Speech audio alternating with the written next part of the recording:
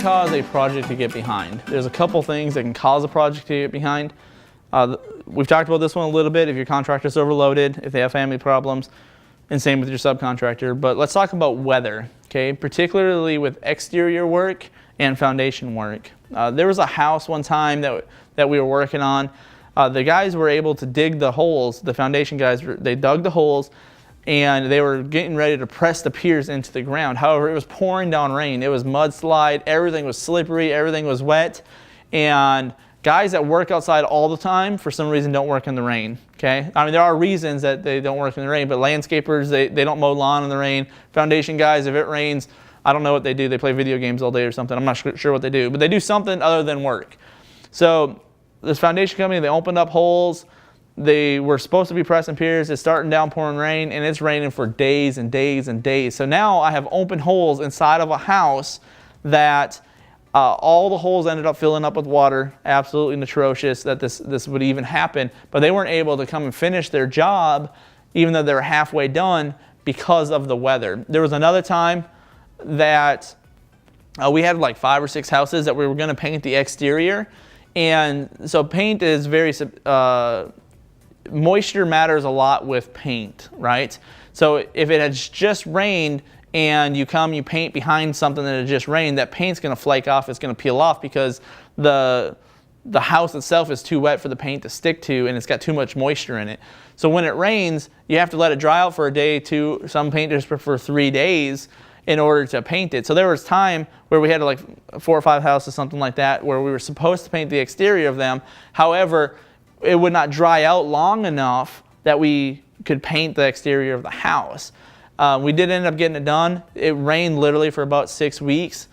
Most of those houses were my personal houses, but we couldn't paint them because the weather was an issue. Same thing with roofing. Don't take off your roof. If you have a chance of it raining today, just don't take off your roof. You're looking at major damage, and it's just not worth it if the weather conditions don't allow you to fix the exterior of the house. Another thing that can change the project and get the project a little bit behind is a change order. If you, as the investor or homeowner, decide to make a change, rather it's a change that you didn't know about or you just added it, you know. If you go in and you're like, hey, I want to blow up this wall, well, that's going to be a little bit different on the timeline because you've added more to the scope of work. Or let's say that you found out you lifted the foundation, now you have a plumbing problem, you need to get a plumbing bid. It may take a couple days just to get the bid in, let alone fix the plumbing work, and that's going to add a little bit to your project as well. A change order will typically make your project longer, even if you're removing stuff. Probably the number one thing that we see that causes a property to get behind schedule is right from the homeowner standpoint. So before your contractor starts, make sure at minimum he has water and make sure that they have minimum electricity. If you don't give them electricity and water, they can't clean their tools, they can't do a lot of stuff that requires electricity and water, and that will immediately put you behind because they can't work on the house properly. For example, if you don't have your heater going, they can't heat the house well enough in order for the paint to dry. You need heat in order to dry the paint on the walls, and if you don't have electricity, if you don't have gas, depending upon if it's a furnace or not, then you're going to come behind on your rehab. If you're using a hard money loan and you missed the draw for some reason, let's say you were supposed to order a draw and you did not order it for some reason, that will put you behind in your rehab because now you're going to be 2 or 3 days out before that lender comes out. Call your draws in like a day or 2 early, or at least have communication with your lender and say, hey, look, on Thursday we should be here. I'm going to let you know on Thursday that we're there for sure. Can you send somebody out Thursday? If you miss your draw schedule with your lender, that's going to put you behind a little bit. If you as the investor or homeowner don't make your payment on time to your contractor, that might put you behind a little bit. Typically what happens is, I've seen this happen a couple times where husband and wife, one thought that the husband thought the wife was going to pay, the wife thought the husband was going to pay, now they go on vacation. Well, now you just left your GC in a spot where, hey, do I, as your general contractor, continue going 5 or 10 or 15 days until you get back from your vacation, or do I stop and pull my guys off? Anytime your contractor stops for any reason, it's going to take them 2 or 3 days to build that momentum back up. So if you don't pay your contractor, You come back on vacation 7 days from now, you finally pay your contractor. That's 7 days that you lost, assuming that your contractor came off in those 7 days. And then he's got to build momentum back up. He's got to, pull guys from different houses or whatever it might be. And that momentum will not come back for probably another 3 or 4 days. So if you didn't pay your contractor, he comes off, instead of losing 7 days because you were 7 days late on paying him, you're probably losing more like 10 to 12, maybe 15, because it's going to take him a minute to get back into that property and to build the momentum that he had at once upon a time when he was rocking and rolling on that house. This one's a big one, and I don't really have the best solution for it other than pay your contractor as little as possible and pay him only for work that is completed. And if your contractor is using funds for other properties, you're going to be a little bit behind. The conversation typically looks like this. Oh, I'm working on this project, so I wasn't able to work on your project. So either they're taking their time and working on a project because they don't have enough crew members, or they're taking your money, funding a project that's further along so they can get final payment on that project, hoping that they can use that final payment for your project. I don't have a fantastic solution for this because it's hard to monitor. What you have to do is monitor progress and how far on time they are, and hope that you hired an honest contractor that is treating your money and doing good due diligence with your money. If a contractor is misspending your money, they're setting themselves up for future bankruptcy essentially, because they won't have enough money or funds to do it. I saw a contractor go bankrupt not too long ago. He was floating on lines of credit and other people's money, probably $500,000 to $700,000. And I kind of was watching it happen. I didn't know exactly what was going on, but I thought what was going on. It probably took 18 months for that to all catch up. And one day he just didn't have enough money for his 10 rehabs that he was in. He ended up going bankrupt. Just be careful of contractors who might be pushing you for a payment, and then you're not seeing any progress because they might be using your funds for somebody else's project. There's this evil word in the contracting world called change orders. Nobody likes them. The contractor doesn't like to issue them. The homeowner does not like to receive them, but they exist. They exist on almost every single project. No matter how good your contractor is, there's typically going to be some sort of change on the scope of work, and just know that a change order is probably coming. I'm an investor myself. I own the remodeling company. I budget every single house that I personally do 10 to 15%. If I'm under $50,000 rehab, I do 10%. If I'm over $50,000 rehab, I budget 5%. Here's the thing. You would be not wise to think that you're never going to have a change order, especially if you're doing this on a large scale or a large volume basis. Change orders are kind of a part of the game. There's a way to tame them down. There's a way to not have them as much, but just know that they're probably coming, and budget for them. It's the curse word of remodeling, and if you get a change order, here's some things that you should do to the change order. First off, never, ever, ever for any reason do a verbal change order. Always get your change order in writing. It's going to be the best case scenario for you, so you can hold your contractor accountable. Clarify exactly what's on the change order. Just like you would on an original estimate, make sure that you know exactly what you're paying for, or you'll find out that we see this in plumbing, for example. Oh, here's a plumbing bid, it's $3,000. Well, the client might think that was fresh water and a sewer line, but it was just happened to be a sewer line. So if you don't know what you're paying for, make sure you get it in writing so you can be clear before you pay for your change order. Determine a new finish date. Again, there's a deviation of the scope of work. You're gonna have a new date. Just say, okay, here's the change order. You were going to be done on this date. Now you're going to be done on this date. That way you have a point of accountability to hold your contractor accountable for what they're doing. A lot of times contractors will use the excuse, oh, there was a change, so that's why I'm 5 months behind. Like, there again, for every $10,000, it's probably 7 to 15 days, depending upon how well your contractor is. So if you have a $10,000 change order, they shouldn't be 5 months behind. They should be about 2 weeks behind or less.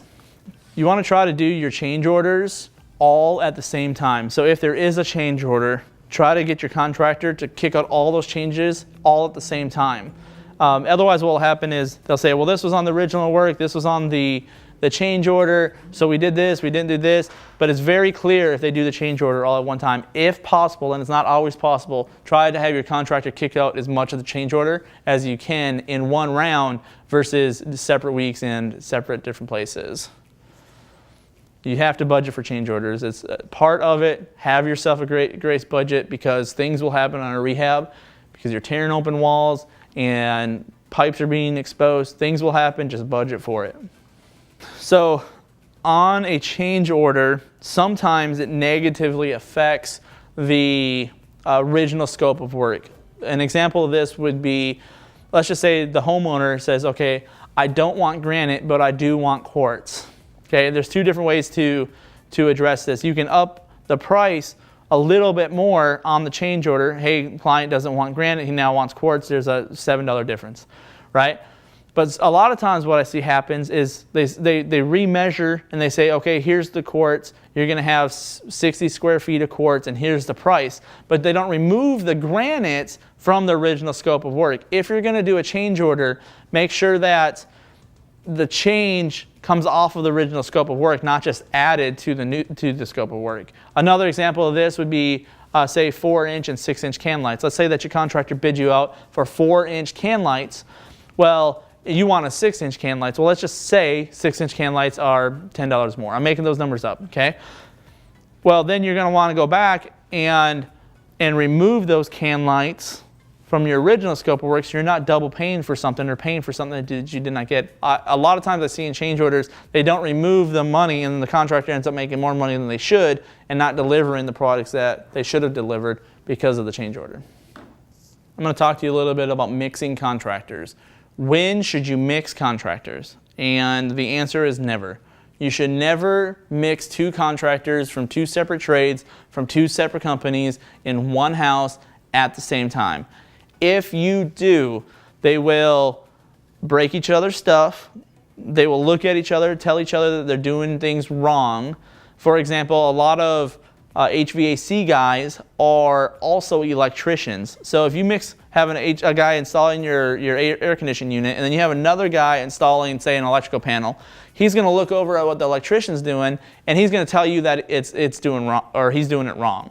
So you don't want it to, as I like to say, I want the house to breathe for a day, right?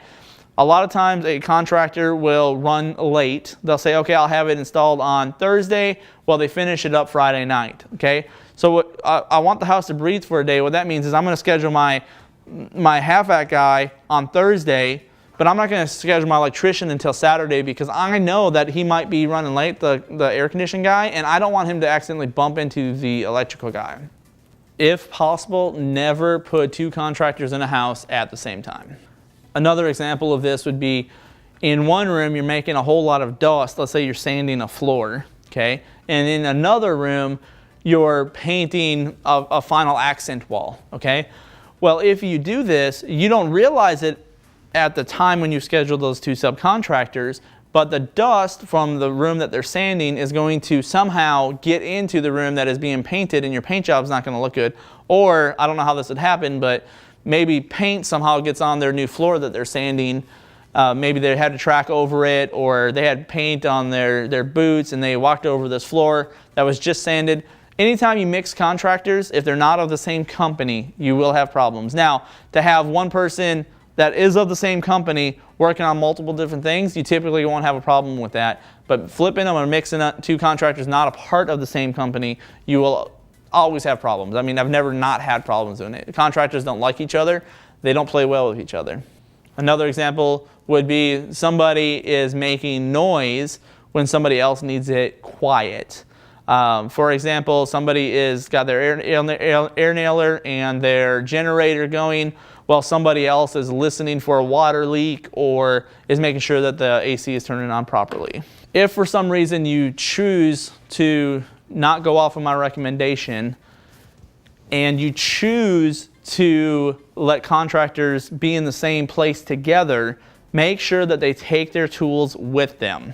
It is notorious that one contractor will ask another contractor, hey, can I borrow your drill? And then they somehow steal their drill on accident, or one contractor goes to lunch, the other contractor helps himself to his toolbox, and now when contractor comes back from lunch, there's a problem, he's missing tools, and then you deal with not even a contractor problem as much as, say, an employee problem, or hey, now you're in the middle of two people's dispute that should have never happened because they should have never been working together in the first place. Another thing that will happen when you mix contractors is they will inevitably damage the work that somebody else has done.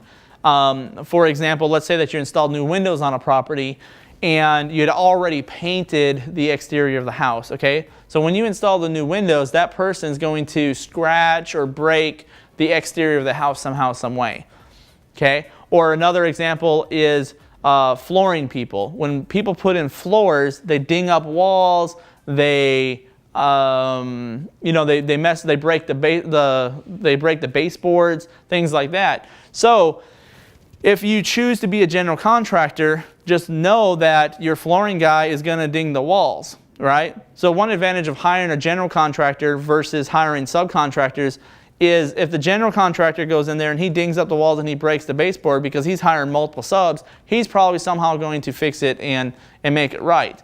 If you hire not a general contractor, but you're subcontracting it, the paint guy will say, hey, who dinged up my wall? You know, the flooring guy dinged up my wall, and you're going to come back and be like, oh, you're the painter, that was there, you need to paint it. And that's how you create conflict between yourself and your contractor and between contractors themselves. In general, contractors don't like to play together. Don't mix them together if you can absolutely avoid it at all costs, because it's a lot of drama more than what you want in your life. My name is Ron Carlson. I'm with Renovation Gurus.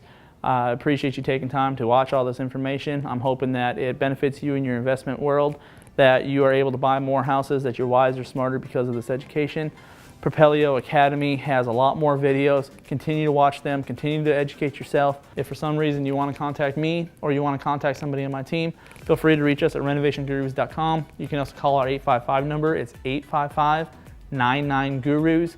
Gurus translated is 48787. So it'll be 855-99-48787, or you can reach us at admin@renovationgurus.com. If you have questions, if you need a bid, feel free to reach out to us. Thank you for your time.